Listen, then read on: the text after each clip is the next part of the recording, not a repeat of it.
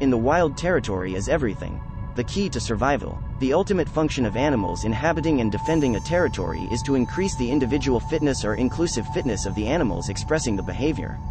Fitness in this biological sense relates to the ability of an animal to survive and raise young. The proximate functions of territory defense vary. For some animals, the reason for such protective behavior is to acquire and protect food sources, nesting sites, mating areas, or to attract a mate.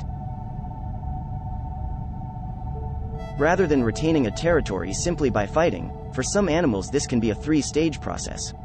Many animals create signposts to advertise their territory. Sometimes these signposts are on the boundary, thereby demarcating the territory, or may be scattered throughout the territory.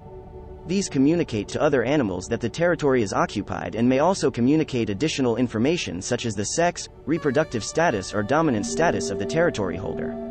Signposts may communicate information by olfactory, auditory, or visual means, or a combination of these.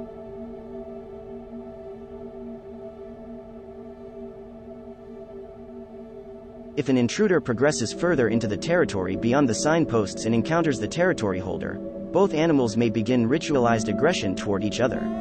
This is a series of stylized postures, vocalizations, displays, which function to solve the territory dispute without actual fighting, as this could injure either or both animals.